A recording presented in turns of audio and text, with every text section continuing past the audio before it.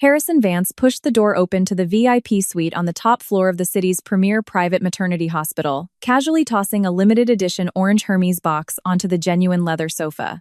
"Eleanor, look what I brought you." The acquisition in London dragged on, and my connecting flight was delayed. The hospital room was dead silent, the bed made as flat and white as a block of ice, without a single crease. Even the smell of antiseptic in the air was faint. Harrison's mother was standing with her back to him, slowly slipping a dented Yeti thermos into an eco-friendly tote bag. Harrison loosened his tie, frowning. "Mom, where is Eleanor? Did she take the kids for a checkup? She just gave birth a few days ago. Why is she running around?" The nurses did not even try to stop her. Beatrice Vance zipped her bag and turned around. She looked at the bespoke tailored suit on her son and the deep red striped tie, clearly chosen by another woman. Her eyes grew cold, as if looking at a complete stranger. She signed her discharge papers 4 days ago. Harrison's fingers paused on his tie knot. She left? Back to the Westchester mansion? He scoffed, unbothered, pulling up a chair to sit.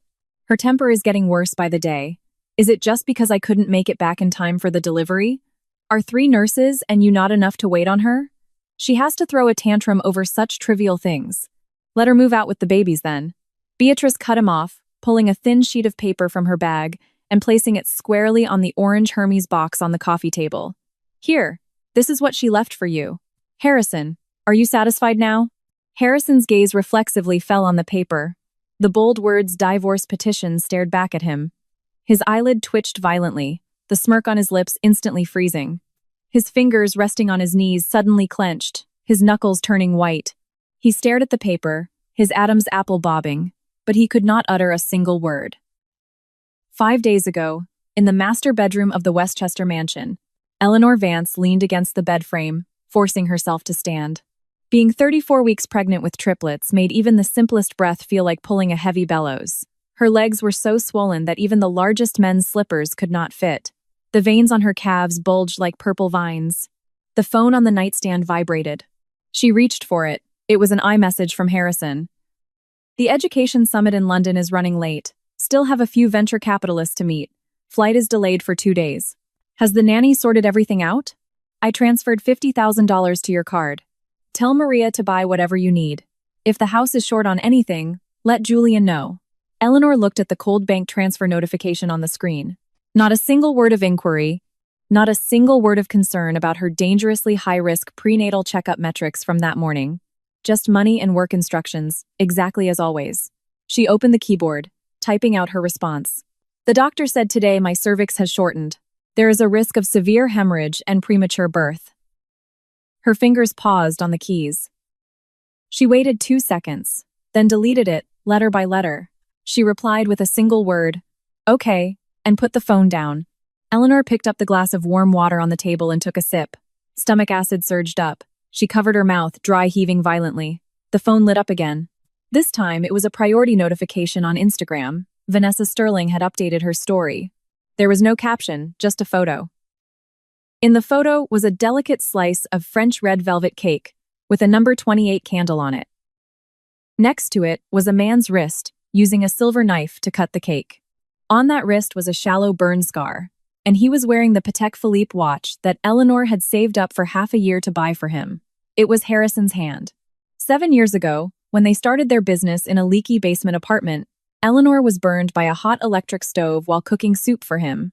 Eleanor stared at that scar for a long time. Suddenly, a heavy, agonizing pain radiated from her lower abdomen, accompanied by a rush of warm liquid that quickly soaked her pajama pants. She abruptly doubled over. The glass in her hand shattered on the carpet, the water spreading fast. The pain was like a rusted saw blade slicing through her spine. Eleanor bit her lower lip hard, tasting the metallic tang of blood. She fumbled to press the emergency call button on the nightstand, her voice escaping through gritted teeth. "Maria, call an ambulance." Outside the emergency room of Manhattan General Hospital. The wheels of the gurney rolled over the cold tile floor, making a harsh, deafening clatter. 34 weeks pregnant with triplets, premature rupture of membranes with severe contractions. The nurse's voice was fast, fighting for every second. The white fluorescent lights overhead flashed by one. Eleanor could barely open her eyes. "Where is the family? Where is the family?" The chief surgeon stood by the gurney holding a stack of papers, his face pale. The situation is critical, accompanied by placenta previa. She could hemorrhage massively at any moment. We need to perform an emergency C-section right now. Family must sign the consent form. Eleanor was in so much pain that cold sweat soaked her entire body, her wet hair clinging to her cheeks. She gasped for air, her fingers gripping the metal rails of the gurney so tightly, her fingernails were nearly bending backward. My husband is overseas. She swallowed a mouthful of bloody saliva, her breath hanging by a thread. I will sign it myself. A high-risk triplet delivery. How can you sign for yourself? Once on the operating table, if we have to remove your uterus, who makes the call? The doctor frowned, slapping the paper into the nurse's hand. Call her proxy for authorization immediately. Trembling, Eleanor pulled her phone from her pocket and called the PIN number at the top. A long ringtone played, then automatically disconnected. She called again. Still a long ring. Another wave of contractions hit, feeling as if her lower abdomen was being ripped in two. Eleanor's vision went black, a muffled scream of absolute agony escaping her throat. Maria stood to the side, stomping her feet in panic, praying continuously. Mr. Vance is not picking up. Madam, hang in there. I will call his assistant Julian. An exclusive Michelin-starred restaurant in Mayfair, London. Outside the floor-to-ceiling windows was a glittering view of the city at night. Inside the restaurant, a cello played a melodious tune. Julian Pierce held his endlessly vibrating phone, walking swiftly down the thick carpeted hallway. Standing outside the carved door of the VIP dining room, he peeked through the gap. At the head of the long table, Harrison Vance was raising a crystal wine glass. Beside him, Vanessa Sterling, wearing a couture red dress and a sparkling smile, was leaning in to blow out the candle on her cake. Thank you, Harrison. You remember every year. Vanessa's voice was soft, carrying just the right amount of dependence. Harrison set his glass down, his tone familiar and relaxed. It is only right. These past few years, thanks to you charging to the front lines for our new projects, the corporate empire wouldn't have expanded into Europe without you. The phone vibrated frantically again. Julian took a deep breath and pushed the door open. Mr. Vance. Julian's tense voice shattered the atmosphere in the room. A call from the States. Mrs. Vance's water broke. She is going into the delivery room. The doctors say it is critical. The hospital needs your immediate family authorization. Harrison's eyelid twitched imperceptibly. He turned his head to look at Julian, frowning. Isn't her due date still half a month away? It is a premature triplet delivery. The doctor says it is complicated by placenta previa. She could hemorrhage at any moment. Julian spoke as fast as a machine gun, offering the phone toward him. Harrison reached out for the phone. Harrison. Vanessa suddenly spoke up. The cake knife in her hand paused midair as she tilted her head to look at him. The investors will be here any minute. The PR department is still waiting for our group photo for the press release. If you leave now, what happens to the stage we have set here? The European merger is the passion project we have been chasing for 6 months. Harrison's hand stopped midair. He looked at Vanessa, then at the caller ID displaying Maria on the phone screen.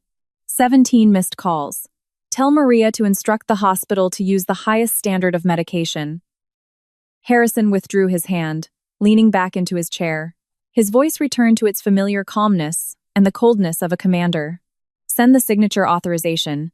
Tell the legal department to draft an emergency proxy form and email it over. Julian gripped the phone, his knuckles turning white. Mr. Vance, it is Triplets. Mrs. Vance's life could be in danger. Please just answer the phone. Julian. Harrison's voice dropped, carrying the oppressive weight of authority that allowed no questioning. The hospital has the most professional team. My going back will not replace the doctors, and answering the phone will not solve a medical problem. Go handle it. Do not make me repeat myself. Julian stood frozen. He looked at the man's utterly entitled face, a wave of nausea churning in his stomach. He closed his eyes, bowed his head, turned, and walked out of the VIP room, operating room 1, Manhattan General Hospital. The shadowless white lights shone directly on Eleanor's face. Patient's blood pressure is dropping, systolic 70, diastolic 40, heart rate spiking. Prepare the blood bags. The anesthesiologist's voice sounded like it was coming through a thick curtain of water, distant and blurry. Eleanor felt cold, a chill seeping out bit by bit from her bones, accompanied by an empty, dizzying sensation as her blood drained away. Outside the operating room, Maria held the electronic authorization form Julian had sent over. Her hands shook so violently she could barely hold the pen, crying as she scribbled Eleanor's name on the paper. Lying on the operating table, her arms secured to her sides, Eleanor felt the tug of the scalpel on her abdomen. Even though the anesthesia blocked the sharp pain, the sheer terror of her life rapidly slipping from her grasp was magnified infinitely. The heart monitor beside her emitted rapid, urgent beeps. "Eleanor, do not sleep, stay awake, think of your babies." The chief surgeon, face covered in sweat, shouted her name loudly. 17 missed calls. He still had not made a single call back, not even a voice message. In the final moment, before her vision went completely black and her consciousness sank into the abyss, a strange calmness suddenly washed over Eleanor. She did not think about Harrison cutting a cake with Vanessa right now, or meeting investors. She did not even think about how absurd his logic of his physical presence not replacing a doctor was. Her only thought was, if I die on this operating table today, who will take care of my 3 children? Beatrice was old. Harrison only knew how to solve problems with money. He would throw the children to highly paid nannies, or in the near future, hand them over to that woman he praised for charging to the front lines for him. A strong physiological nausea surged up. No, she could not die. She absolutely could not lose her life over a man who did not even bother to answer her call. She could not let her children fall into that absurd world. The chain named Mrs. Vance, quietly and silently snapped completely at this moment, under the blinding white light of the surgical lamp. Intensive care unit.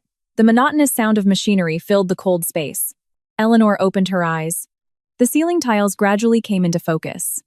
As the anesthesia wore off, the pain from her contracting uterus and the surgical incision on her abdomen tore through her. That pain reminded her she was still alive. "You are awake?" The on-duty nurse came to check her drainage tubes, her voice carrying a trace of lingering fear. "You really walked right through death's door. You lost 2,500 milliliters of blood. We almost could not save your uterus. The 3 babies are all in the incubators. Their condition is stable for now." Eleanor opened her mouth. Her throat was as dry as swallowing sand, unable to make a sound. She blinked slowly once, signaling she had heard. Tears flowed without warning from the corners of her eyes onto the pillow.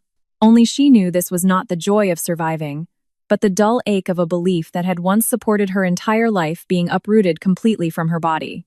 She was moved to a regular private room 2 days later. The private suite was filled with expensive floral arrangements Harrison had ordered Julian to buy. The strong scent of lilies was overwhelming. Beside them were stacks of imported organic recovery broths and luxury wellness hampers. Maria handed a fully charged phone to Eleanor, who was leaning against the headboard. Maria carefully watched her expression. "Madam," Mr. Vance called. "He said he finished his business there and will land tomorrow at the earliest." Eleanor took the phone. On the screen was an unread message sent 2 hours ago. "Harrison, you have had a hard time. I have already asked a specialist to pick names for the 3 babies. Rest well. I will come see you tomorrow. I transferred $2 million to your card. Tell Julian to buy whatever you like." Still no explanation as to why he did not answer her calls that night. Still the same entitled arrangements and cold transfer figures. If this were in the past, during the neglectful periods of her pregnancy, Eleanor would have called him feeling wronged. She would listen to a few perfunctory comforting words like how the company had to feed thousands of people, and he was exhausted too. Then she would swallow all her disappointment and continue being the understanding Mrs. Vance. But now, Eleanor looked at the text on the screen, her eyes gazing at it like a spam message that had nothing to do with her. She opened the input box, typed, "Okay," and hit send. After sending that word, she placed the phone face down on the nightstand. She did not cry. Her eyes did not even turn red again. She closed her eyes and began to calmly make a list. Step 1. Contact the doctor to confirm her current condition and find out the earliest she could get out of bed. Step 2. Contact her old college friend, Victoria Kensington, a top-tier lawyer specializing in marital asset division and financial auditing. Step 3. Find a new place to live. She did not want to stay in this hospital room, filled with the stench of lilies for one more second, let alone see Harrison's entitled face. That afternoon, the door to the room was pushed open. Julian walked in carrying a leather briefcase. His eyes were red. Seeing Eleanor leaning against the headboard, his steps faltered. Eleanor had lost so much weight, her face pale without a trace of color. The back of her hands was covered in needle marks and bruises, but her eyes were so bright they sent a chill down one's spine. "Madam," Julian approached the bed, speaking softly. "Mr. Vance's flight has taken off. He asked me to come check on you first." "What are all these things?" Eleanor leaned against the soft pillows, her calm gaze falling on Julian's briefcase. Julian, you were there that day, weren't you? Julian's fingers suddenly tightened, warping the leather handle of his briefcase. Eleanor's voice did not waver. There was no questioning, no resentment, no loss of emotional control, as if she were discussing an unimportant report. Did he not hear the phone, or did he feel there was no need to answer it? Julian swallowed hard, his throat tight. He had followed Harrison for years, accustomed to cutthroat business negotiations. But in this moment, he dared not look Eleanor in the eye. Mr. Vance was attending Director Sterling's birthday party. Julian bowed his head, his voice trembling, spilling the entire truth. The investors were also present. He said the hospital had a professional team and his going back would not replace the doctors. The room fell into a dead silence, save for the humidifier in the corner, spewing fine mist with a faint hiss. There was no emotional collapse or crying as expected. No throwing glasses at the wall, no hysterical screaming or cursing. Eleanor merely looked quietly at the gray sky outside the window. Not even her breathing changed. Madam. Julian could not bear this suffocating silence and could not help but speak up. I know. Eleanor cut him off. Her voice was lighter than the humidifier's mist, and much colder. Julian looked up at her in shock. Julian, do me a favor. Eleanor turned to look straight at him. Handle the discharge procedures for me. Right now. Her voice was calm and clear. But madam, you only gave birth 3 days ago. Your incision has not healed. The doctor said you need to be observed for at least a week. Julian's eyes widened in astonishment, hastily waving his hands. Do the discharge procedures, Eleanor repeated. No further explanation, just a command that allowed no questioning. Julian looked at her resolute eyes, opened his mouth, but ultimately said nothing. He turned and walked swiftly out of the room. The door closed. Eleanor threw back the blanket. The movement pulled at the incision on her abdomen, a sharp pain shooting like an electric current through her body. She gritted her teeth, gripping the edge of the bed. Her arms shook so much they could barely support her body weight. Large drops of cold sweat broke out on her forehead, but she did not stop. She inched her way off the bed until her feet touched the cold floor. Inside the closet were a few sets of change clothes Maria had brought. Fighting the pain, she took them out one by one, folded them neatly, and stuffed them into a canvas duffel bag. Every movement felt like someone carving a new gash into her abdomen, but her mind had never been clearer. The late nights staying up in that freezing basement, helping Harrison draft business plans. The afternoons suppressing her morning sickness to learn how to cook soup to please Beatrice. The time sitting alone in the hospital corridor with ultrasound printouts, waiting endlessly. All of it, in this moment, she packed up completely along with this 7-year marriage and threw it into the trash. Eleanor folded the last baby outfit into the canvas bag and pulled the zipper, stretching the incision on her belly. She sucked in a breath of cold air, gripping the edge of the cabinet tightly, her nails scratching against the wood with a piercing screech. Cold sweat dripped down her pale cheeks into her collar. The door was pushed open. Julian stood in the doorway holding a stack of papers, his face pale, panting. Madam, the discharge paperwork is done, but the hospital requires you to sign a voluntary liability waiver. Give it here. Eleanor let go of the cabinet and stood straight. Julian handed the paper over, his hand still shaking. Madam, are you really not going to reconsider? Mr. Vance's flight lands in 3 hours. If you leave now, he will be furious. Moreover, your health. Eleanor did not take his pen. She pulled a black ballpoint pen straight from her bag, uncapped it, and signed her name on the signature line. The pen scratched through the paper, the force bleeding through to the back. Back to the Westchester mansion? Julian asked. I will tell Marcus to bring the family SUV to the garage, not returning to the mansion. Eleanor cut him off. Contact Silver Lake Private Maternity Center. The neonatal medical transport I booked should have arrived. Go down to the NICU and follow the nurses to escort the 3 babies into the transport vehicle. Julian was stunned. Silver Lake? That is the top private facility in the state, highest security. Madam, when did you book that? Silver Lake is where Mr. Vance intended to book, but I booked it with my own card. Eleanor picked up the bag and walked out. But Eleanor stopped and turned to look at him. You are just Harrison's assistant. If you find this difficult, you can return to the company and work right now. I will push my own wheelchair down. Julian's Adam's apple bobbed, swallowing the rest of his words. He stepped forward quickly and took the bag from Eleanor's hand. I will push the wheelchair for you. 2 hours later, in a private penthouse suite at Silver Lake Private Maternity Center. Inside the climate-controlled glass room, the three tiny babies lay in their monitoring cribs, their small chests rising and falling weakly. Eleanor sat on the sofa outside the glass wall, holding a cup of warm water. There was a knock on the suite door.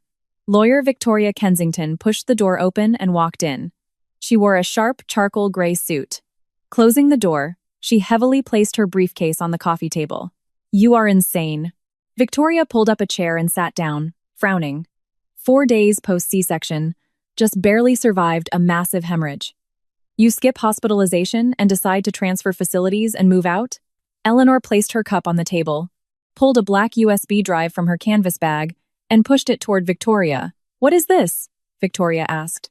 "Scans of the original drafts and the core curriculum system of Harrison's education group." Eleanor leaned back against the sofa, her voice calm. "Every design I created 7 years ago has a digital watermark and a personal timestamp." Victoria sucked in a breath, looking up at her sharply. "There is more." Eleanor pushed over a thick stack of printed papers. "Over the past 6 months, Harrison has transferred 7 consulting fees under the company's name from corporate accounts to Vanessa Sterling's personal business account, totaling $450,000. I have marked all the transaction ID numbers." Victoria opened the first page, her eyes quickly scanning the red circles. Her fingers paused. "Since when have you been collecting this?" "When I was 5 months pregnant?" Eleanor looked at the babies in the climate-controlled room. "I found a receipt for Van Cleef and Arpel's jewelry in his suit pocket." Victoria looked at the woman in front of her. Her face was pale, needing pillows just to sit up, yet suddenly she seemed somewhat unfamiliar. She had thought Eleanor called her here to cry about her husband's betrayal, to ask how to salvage this marriage. "What do you want to do?" Victoria closed the folder. "I already had Harrison's mother deliver the divorce papers to him." Eleanor looked into Victoria's eyes. "I want absolute full custody of the 3 children and my rightful share of the marital assets. If he does not agree, we will take it to court. Harrison will not let go easily. His net worth right now, once it involves dividing corporate shares, the entire board of directors will be shaken. That is his problem." Eleanor cast her eyes down. "You just need to tell me if this evidence is enough to request an asset freeze." "It is enough." Victoria tucked the USB into her bag. "Leave it to me." After Victoria left, the suite returned to a dead silence. The effects of the painkillers were rapidly wearing off. Eleanor supported herself against the wall, inching her way into the bathroom and closing the door, isolating herself from the light outside. She leaned on the sink, looking up at herself in the mirror. Strands of hair were stuck to her cheeks from sweat. Her eye sockets were sunken, her lips cracked and peeling. She slowly pulled up her loose hospital gown. A dark red, centipede-like suture line 1/2 foot long lay across her lower abdomen. The surrounding skin was heavily bruised from the massive hemorrhage and her forced exertion to get out of bed. A massive wave of exhaustion coupled with pain instantly buckled her knees. Eleanor collapsed limply onto the toilet lid, burying her face in her hands, her shoulders shaking uncontrollably. Cold sweat stung her eyes, and suppressed, jagged breaths escaped her throat. Suddenly, a faint baby's cry echoed from the climate-controlled room outside. Eleanor's trembling stopped abruptly. She lifted her head, violently wiping the moisture from her face. Using both hands on the wall, she stood straight up. She turned on the faucet, splashed cold water on her face, wiped it roughly with a towel, pushed open the bathroom door, and walked out. At 3:00 p.m., back in the VIP suite on the top floor of Manhattan General Hospital, Harrison Vance pushed the door open, tossing the limited edition orange Hermes box onto the sofa. "Eleanor, look what I brought you." The London acquisition dragged on, and my flight was delayed. The room was dead silent, the bed flat as ice. Beatrice Vance had her back to him, packing her thermos. Harrison loosened his tie. "Where is Eleanor?" "Taking the kids for a checkup?" Beatrice turned around, looking at his bespoke suit. Her eyes turned cold. "She signed her discharge papers this morning." Harrison's fingers stopped on his tie. "She went back to the mansion?" He scoffed. "I told Julian to arrange the best medical team. She just has to throw a tantrum over this." Beatrice said nothing, just placed a thin paper on the Hermes box. "This is what she left for you." Harrison's eyes fell on the bold divorce petition. His smile froze. "Mom, you let her throw a fit here?" He pushed the paper away. "Where can a woman take 3 premature babies?" "Tell Maria to bring her back. I won't stop her." Beatrice looked at him. "When she nearly died on the operating table, where were you?" Harrison choked, his knuckles turning white. The European merger was at a critical stage. I couldn't leave. I arranged for people to care for her. Who am I making all this money for? Isn't it for this family? Beatrice sighed, picking up her bag. Harrison, you do not deserve her. The door closed. Harrison stood alone. He stared at the divorce petition, his breathing growing heavy. He grabbed his phone and called Maria at the mansion. Has Madam returned home? Maria sounded panicked. Sir, Madam hasn't returned, but before she left, she hired a moving company to clear out all her belongings from the estate. Harrison's footsteps halted. Half an hour later, a black Maybach slammed its brakes in front of the estate gates. Harrison rushed inside. The living room was immaculate, but when he opened the shoe cabinet, Eleanor's maternity flats were gone. He ran upstairs to the master bedroom and tore open the closet. Her half of the space was entirely empty, leaving only wooden hangers. The vanity was cleared. The double toothbrush cups in the bathroom now held a single, lonely cup. No torn clothes, no smashed picture frames, no angry letters left behind. The room was so empty, it was as if Eleanor had never existed there. Harrison swallowed hard, pulling out his phone to call Eleanor. It rang. Where are you? Harrison suppressed his twitching eyelid, forcing the tone of a calm authority figure. When you are done acting out, tell Julian your address and I will send a car. You just had surgery, you shouldn't be out in the wind. The voice on the other end was deadpan, like a dried-up straight line. Did you receive the divorce petition? Harrison's grip tightened. Eleanor, I won't sign it. That paper has no legal weight. Do not use divorce to test my limits. Those are your limits, not mine, Eleanor said lightly. What exactly do you want? Harrison's voice rose. I have explained the Vanessa situation multiple times. It is not easy for her working alone overseas. I just have a responsibility to look out for her. Now, over this baseless jealousy, you run away from home with 3 infants? The luxury condo under Vanessa's name. The down payment was wired from my secondary card. Eleanor's emotionless voice cut him off. Harrison's breathing instantly hitched. You investigated my accounts? The court's asset freeze order will be delivered to the corporate legal department tomorrow morning. Eleanor did not answer his question, delivering her conclusion directly. Harrison, see you in court. The call disconnected. Harrison stood frozen in the middle of the master bedroom. Outside, the wind blew, billowing the empty curtains. He looked down at the empty closet, the blood draining from his knuckles. Monday morning, Boardroom 1 on the top floor of the Harrison Vance Education Group headquarters. The massive black walnut table was filled with top executives. Harrison stood before a huge screen, pointing a laser at the fourth quarter merger map, projecting total confidence. The European operations must finalize their funding disbursements before the end of the month.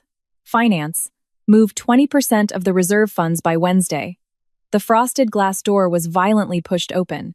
Arthur Brooks, the chief legal officer, rushed in, ignoring the shocked stares of the executives, and walked straight to Harrison, lowering his voice. But in the quiet room, his words were clear.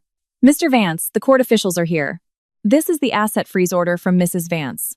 Arthur handed over a legally stamped document, his forehead dripping with cold sweat. All Tier 1 bank accounts under your personal name and the corporate shares you represent were completely frozen 10 minutes ago. The massive boardroom plunged into silence. Dozens of eyes fixed on Harrison. The laser pointer in his hand wavered, the red dot trembling on the white wall. He looked down, scanning the order. Under the petitioner column, the name Eleanor Vance acted like 2 steel nails, driving freezing cold straight into his retinas. His jaw clenched tight. Harrison slammed his folder shut. That is all for today's meeting. Finance and the merger team stay, everyone else out. The room quickly cleared. Harrison threw the document onto the table. How long to unfreeze it? Arthur swallowed. The evidence Mrs. Vance provided is incredibly thorough. It includes a massive amount of original transaction records and copied files. Through standard procedures, it will take at least 3 months, maybe 6. But if the petitioner voluntarily withdraws the suit, it can be unfrozen within 24 hours, Harrison sneered, tapping his fingers on the table. The depths of his eyes held the outrage and disdain of an authority figure being challenged. Tell PR to suppress this news. She is just throwing a tantrum. Let her freeze it for a few days. Once she calms down and realizes the real world is not child's play, she will withdraw the suit herself. Returning to his CEO office, Harrison sat down. Julian placed a dark roast black coffee on the edge of the desk. Did you find out where she is? Harrison rubbed his throbbing temples. Yes. Silver Lake Private Maternity Center. Julian kept his head down. Mrs. Vance booked the top-floor independent suite. Security is very high. Without an appointment, you cannot get in. Harrison opened his right drawer, took out a black checkbook, signed a number, and tore it off. Then he opened the safe below and took out a dark green velvet box. It was $1 million diamond bracelet he had casually picked up at a boutique in Geneva after buying a necklace for Vanessa. Over the past 7 years, he had grown accustomed to this routine. Every time he came home late from a banquet, every time he missed her prenatal checkup, or like this time, missed the delivery, he used this method to compensate. And Eleanor would always quietly accept it, swallow her disappointment, and pour him a glass of warm water, continuing to be the flawless Mrs. Vance. He put the box and check into his inner pocket. The door opened, and Vanessa walked in on high heels holding a report. She was wearing Chanel's new early autumn collection and the ruby necklace he had gifted her. Harrison, my factory has to make its final payment today, but finance said your personal account didn't go through. Her voice carried a perfectly calibrated tone of grievance. Harrison looked at her. For some reason, looking at Vanessa's exquisite face, the image of that stark white hospital bed flashed in his mind. The account is temporarily frozen. Go through the corporate account and have the vice president approve it. Harrison withdrew his gaze. Vanessa froze, quickly sensing his foul mood. What is wrong? Is Eleanor still throwing a fit? Do you want me to go explain it to her personally? There really is nothing between us. For her to freeze your accounts and impact company operations is too unreasonable. She has no idea how hard you work in your position. Harrison's brow furrowed sharply. Just manage your factory. He stood up, buttoning his suit jacket, his voice ice cold. My family affairs are not for you to comment on. Vanessa's face instantly paled, standing frozen. Harrison did not spare her another glance, striding out of the office. Julian, get the car ready for Silver Lake. At 2:00 p.m., in the VIP lounge of the Silver Lake Maternity Center. Eleanor wore a cream-colored loungewear set, sitting in a single sofa chair, her back straight. On her lap was a printed business plan for an independent early childhood education center. Harrison walked in, bringing a chill from outside. His gaze swept the luxurious room and landed on Eleanor's pale face. He sat opposite her, habitually crossing his legs and leaning back, assuming total control like at a negotiation table. Not a bad environment. $50,000 a day. You sure know how to spend my money. Harrison loosened his tie, his tone full of upper-hand certainty. Looks like you have rested well these past few days. Eleanor turned a page in the business plan without looking up. The deposit and final payment for this suite were transferred from the savings account of my education consulting firm from 7 years ago. Her voice was devoid of emotion. It has nothing to do with our marital accounts. Harrison's eyelid twitched. He hadn't expected her to calculate every penny so meticulously. He placed the velvet box on the coffee table, then slid the check underneath it. All right, you've thrown your tantrum for 4 days, moved out, hired a lawyer to make a huge scene, froze my accounts, and even dragged my mother into it to slam that garbage divorce paper in my face. You've had your fun. Harrison looked at her, his tone softening as if coaxing a pouting child. This bracelet is the limited edition you saw in the Paris magazine. The check is for $10 million. Spend it however you want. As for the delivery, I was wrong. The European merger really tied me up. I promise, for the next 3 months, aside from mandatory board meetings, I will come home to the mansion every night. Now, tell your lawyer to withdraw the suit, and let's go home. Eleanor finally looked away from the business plan. She looked at the box, then at Harrison. Her eyes were terrifyingly calm, like a dried-up ancient well. I don't need the bracelet, and I don't need the money. Then what do you need? Harrison frowned, impatience gathering in his eyes. He leaned forward. Eleanor, don't push it. You are a mother who just gave birth to 3 kids, barely able to walk. What leverage do you have to demand a divorce? Do you really think those lesson plans you drew in that basement years ago can threaten the foundation of this group? Eleanor closed the business plan. I am not using scrap paper to threaten you. She leaned forward and pressed the intercom on the table. Bring it in, Harrison sneered. You still have the mood for afternoon tea? Harrison, did you think I used divorce to make you bow your head? What else? Harrison retorted, feeling entirely justified. It's been 7 years. Every time, you swallow your grievances and wait for me to coax you. You have no career. Your social circle revolves around me. You cannot leave this family. A waiter brought in a tray, placed 2 cups of coffee down, and quietly retreated. Eleanor pushed the cup of Americano in front of Harrison forward. Vanessa Sterling is the registered legal representative of her factory, correct? Eleanor suddenly spoke. Harrison's pupils constricted, his fingers gripping the fabric of his pants. How do you know? He asked instinctively, his perfect facade cracking. Not only that, Eleanor's tone was leisurely, like reading a financial report. Last year, on May 12th, you helped her factory secure the municipal land plot in Southside Tech Park. You used corporate reserve funds to personally guarantee it for her. Harrison's breath stopped. He stared at her, realizing for the first time he didn't know this woman. He thought she was just a full-time wife researching baby food. How did she know the highest classified cash flows of the corporation? So what? Harrison forced his aura, trying to regain control. I explained, she contributed to the company. I helped her find her footing. It's a win-win. Don't let petty female jealousy twist business matters. May 12th of last year. Eleanor repeated the date, looking into his eyes. Harrison froze. That was the day I had my amniocentesis, Eleanor said, her voice completely steady. That morning in the hospital corridor, you told me you had a closed-door board meeting and your phone would be off all day. Harrison's Adam's apple bobbed violently. He opened his mouth but couldn't utter a word. A cold sweat broke out on his back. I waited alone in that corridor for 4 hours. When the needle pierced my abdomen, the woman in the next bed had her husband holding her hand. I only had a crumpled antiseptic wipe. Eleanor looked straight at him. Right at that moment, you were at the Southside Real Estate Exchange, signing a guarantee for Vanessa. Harrison abruptly leaned forward, his voice finally carrying real panic. Eleanor, that day I really just stopped by to sign for her. I went right back to the office. Why didn't you ask me? Taste the coffee. Eleanor cut off his weak explanation, gesturing to the cup. Harrison looked down at the coffee, frowning. I don't drink sweetened Americanos. You know, I only drink dark roast black coffee. Eleanor's lips curled into a cold confirmation. Yes, you only drink bitter black coffee. You don't drink sweetened coffee. She looked at him. But you never asked me what I like to drink. Harrison stiffened.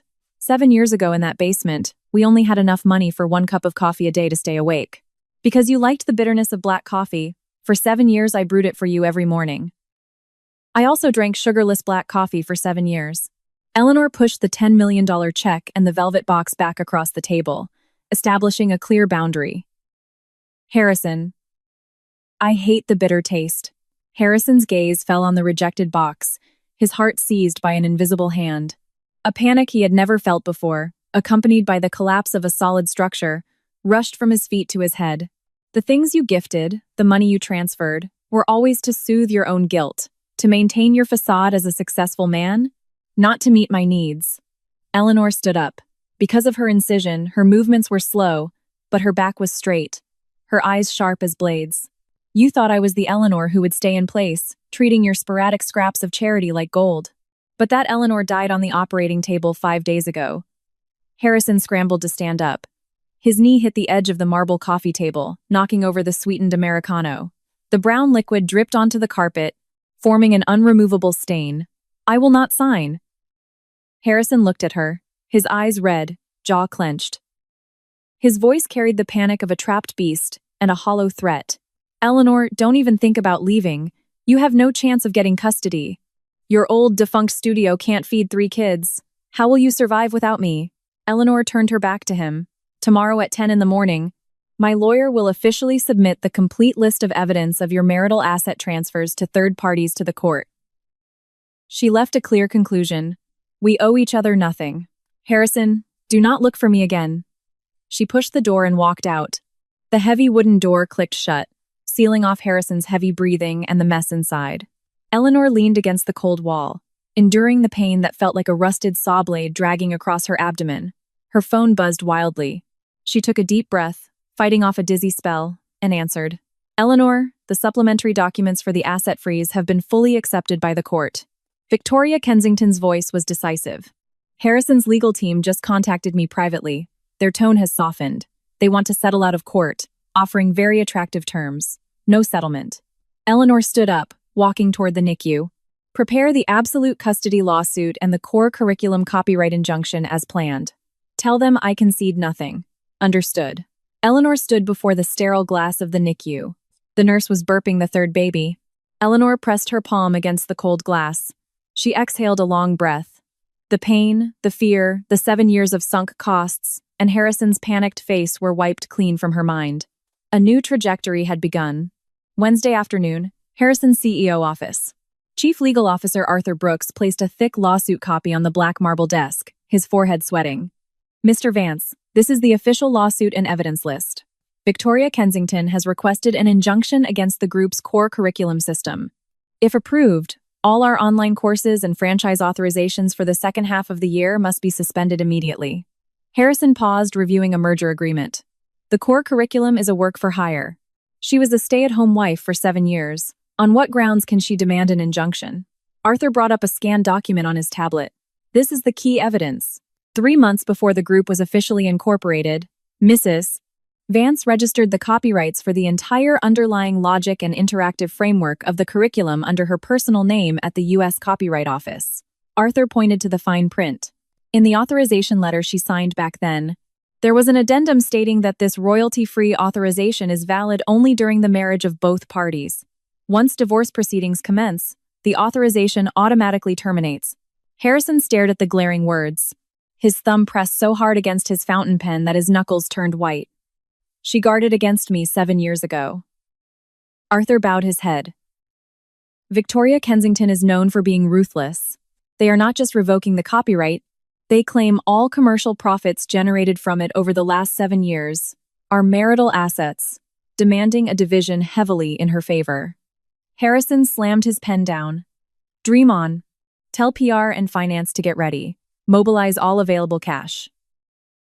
She wants to sue? I will play along. Let's see how a woman with zero income affords Victoria's exorbitant legal fees. 3 days later, in the pre-trial mediation room of the district court, Eleanor sat on the left side of the long table, wearing a crisp black cashmere blazer, her hair tied neatly, her posture perfectly straight. Harrison and his 3 lawyers walked in. He sat opposite her, pulling his tie. Eleanor, do you have to make this so ugly? Harrison exerted his usual pressure. Once the injunction hits, our stock will drop by at least 20%. If the company goes bankrupt, your marital assets will plummet too. Did Victoria teach you this mutually destructive suicide pact? Eleanor didn't reply. She glanced at Victoria. Victoria pulled out a file and slid it toward Harrison. Mr. Vance, this is the supplementary asset freeze request from Mrs. Vance. Harrison didn't look at it. I didn't come here to split pennies. I can give you dry shares in the company, provided you drop the injunction and yield custody of the kids to me. You can visit any time. No, Eleanor said flatly. Eleanor, wake up. Harrison leaned forward. How will you raise 3 kids? You haven't worked in 7 years, have no assets in your name, and you're postpartum. The judge looks at objective living conditions, not blind maternal love. Give them to me, they'll get elite educations. Eleanor looked at him, her eyes calm, and pushed the file 1 inch closer. Look at page 4. Harrison frowned, opening the file. Lawyer Arthur glanced at it and went pale. It was a clear photocopy of an offshore trust registration in the Cayman Islands. Eleanor looked at Harrison's frozen face. The beneficiary is Vanessa Sterling's younger brother. 3 years ago in April, you funneled $20 million in European profits into this account through underground channels. Harrison's pupils contracted. You. His throat felt stuffed with cotton. The transfer was highly classified, even Arthur didn't know. 3 years ago in April, Eleanor continued relentlessly. During my first pregnancy, I suffered a severe hemorrhage. While I was in the operating room having a surgical procedure, you were in the Cayman Islands with Vanessa's brother, finalizing the trust transfer. Harrison's fingers crumpled the paper. That money was for tax evasion, not for Vanessa, he croaked. Save that defense for the judge, Eleanor cut him off. Transferring massive marital assets offshore. Harrison, under marital law, you will forfeit this portion entirely. She leaned back, looking at the completely derailed man. As for the living conditions you mentioned, Eleanor placed a silver key on the table. I bought a standalone villa in Monterey Bay in full cash last week. Additionally, I sold the exclusive European rights to the Starlight Interactive module to your competitor, Apex Early Learning, for $3 million post-tax. Harrison stared at the key, his mind buzzing. The Starlight module was a side project Eleanor sketched 7 years ago, shelved because they lacked funds. He had no idea she kept the patent, let alone its commercial value. She had secured her exit route long ago, quietly watching him parade his ego in front of her. I not only have a house and savings, but I also have full time to accompany them as they grow. Eleanor crossed her hands. Unlike you, who didn't even have time to sign for your children's birth. The room was silent. Harrison felt a chilling cold rise from his feet, paralyzing his limbs. Mediation failed. Eleanor stood up, buttoning her blazer. Let's go, Victoria. We will see him in court. At 8:00 p.m., at the Vance estate, Harrison's Maybach screeched to a halt. He stormed into the living room, his tie loose, eyes bloodshot. Mom! Beatrice Vance walked down the stairs, carrying a small suitcase. Mom, Eleanor has gone crazy. She wants to freeze everything and take absolute custody. The trial is next Friday, you have to help me. Harrison gripped the sofa. Tell the judge she has postpartum depression, that she's unstable. I'll arrange for you to stay at my place to show we provide the best environment. Beatrice slammed a glass of water onto the table. She looked at her son with profound exhaustion and sorrow. She pulled a thick folder from her bag and threw it on the table. This is the final divorce settlement her lawyer sent this afternoon. Beatrice's voice was hoarse. She said if you sign it, she might drop the criminal charges for corporate embezzlement. If not, she hands the evidence to the Financial Crimes Bureau. Harrison's eye twitched. Mom, even you are taking her side? I am your son. Because you are my son, I am ashamed. Beatrice pointed a shaking finger. Do you know where I went today? I went to Silver Lake to see my grandchildren. Her eyes were red. I looked through the glass. The nurses told me Eleanor couldn't sleep from the pain, but refused painkillers so she could breastfeed. She sat alone in the bathroom, biting a towel. Harrison's breath stopped. She didn't complain to me once. She only showed me 2 things. The ledger of your transfers to that Vanessa woman, and the critical condition notice she signed for herself in the delivery room. Mom, that notice was because I was overseas. Shut up, Beatrice snapped. You still think it was just a missed flight? She showed me the 17 missed calls. Julian was crying in the hallway, and you were busy cutting a cake for that woman. Beatrice took a deep breath, tears falling. When you failed 7 years ago and owed over $1 million, Eleanor sold her dowry house to live with you in a $600 basement. She cooked for you, drew for you, held this family up. Now you have money, and you find her bothersome.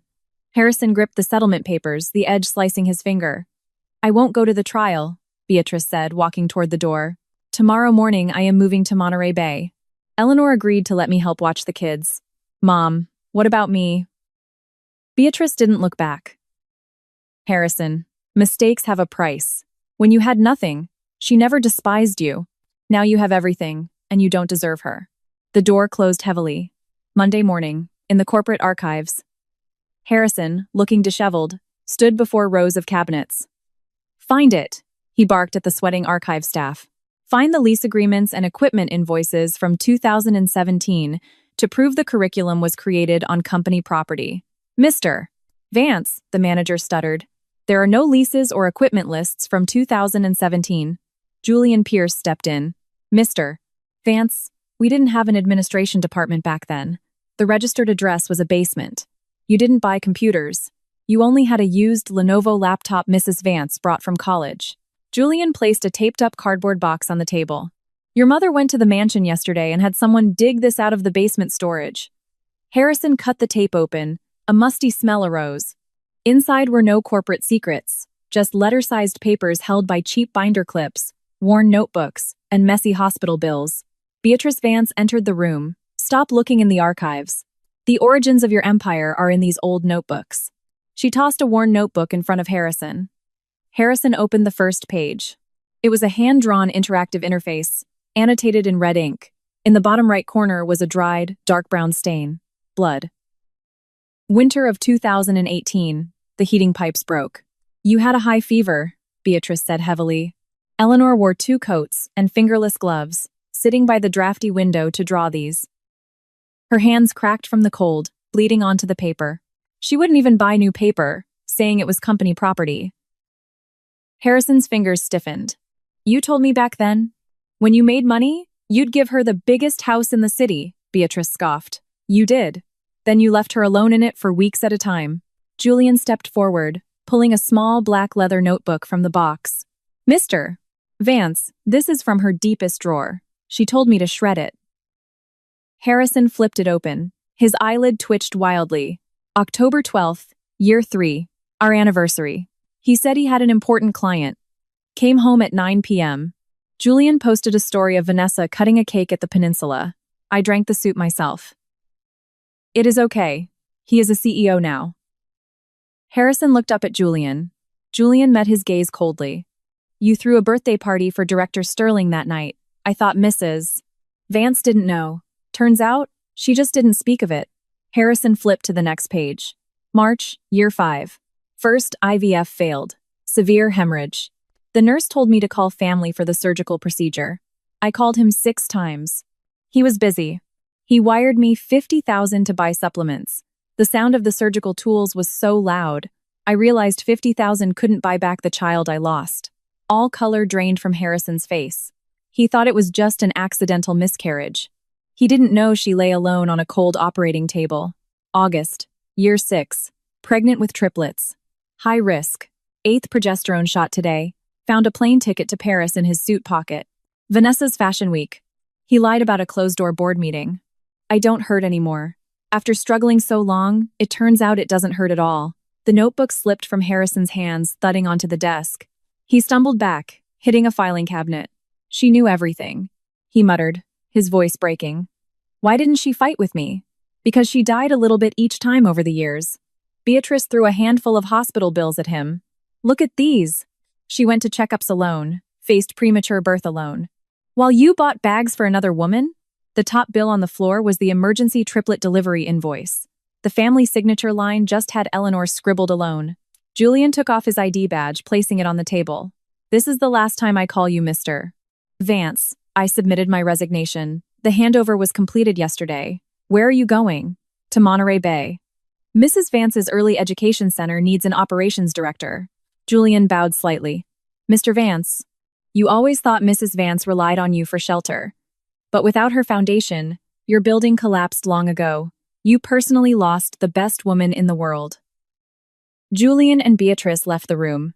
Harrison stood alone amidst the yellowed blueprints and blood-stained bills. He picked up the black notebook again.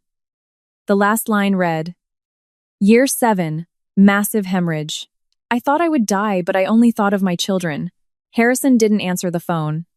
I can finally let go. Harrison's knees buckled. A colossal panic, like a tsunami, crashed into his chest. He realized he hadn't raised Eleanor. Her endurance, talent, blood, and tears had propped up his entire existence. And now, she had pulled the foundation away. He dialed her number. The robotic voice of the operator informed him the number was disconnected. The phone dropped, shattering. He punched the steel cabinet, his knuckles bleeding, but he felt no physical pain, only an agonizing emptiness.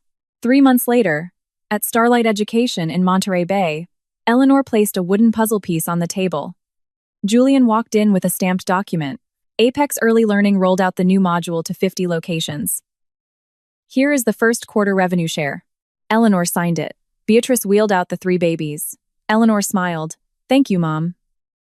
Eleanor walked toward the meeting room, her heels clicking steadily. Meanwhile, Harrison sat in his office, looking at Starlight Education's brochure featuring Eleanor as chief architect. Arthur Brooks reported, the court upheld the injunction. Our online courses are taken down. Franchisees demand refunds. With your personal accounts frozen, our cash flow is dead. What is her company's valuation? $80 million. Harrison closed his eyes. The woman he neglected had built an empire without him. At 9:00 p.m. on the commercial street in Monterey Bay, a black Maybach parked in the shadows. Harrison sat inside, watching the brightly lit Starlight Education Center across the street. Eleanor was discussing plans with young executives, smiling radiantly. A confident, relaxed smile he hadn't seen in 7 years. A white SUV pulled up. Beatrice waved from inside. Eleanor and Julian loaded the babies, and the car drove off. Eleanor never once looked toward the shadows. Harrison realized she wasn't holding on to hate. He simply didn't exist in her world anymore.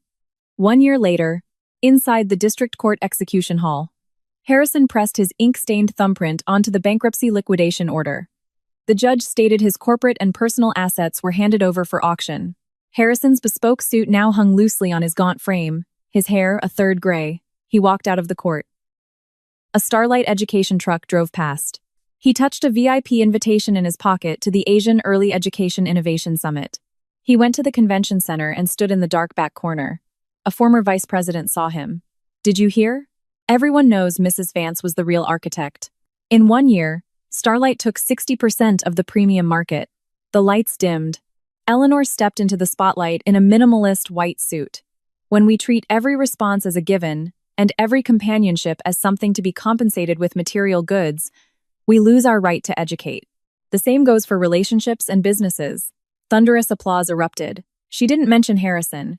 She had risen to a height he could never reach, crushing the rotten past beneath her feet. In the VIP hallway afterward, Harrison intercepted her. Julian tried to block him, but Eleanor stopped him. She looked at Harrison like a stranger. Mr. Vance, is there something you need? Harrison handed over a crisp document with shaking hands. This is all my remaining personal assets. The overseas copyright I bought back from Apex, and a clean offshore trust. No debts. Beneficiaries are the 3 kids. I know it's useless now, but they are clean. Take it as compensation. Eleanor didn't take it. Are you still playing this self-touching charade? The copyright from Apex was legally voided for breach of contract 3 weeks ago. And that clean trust?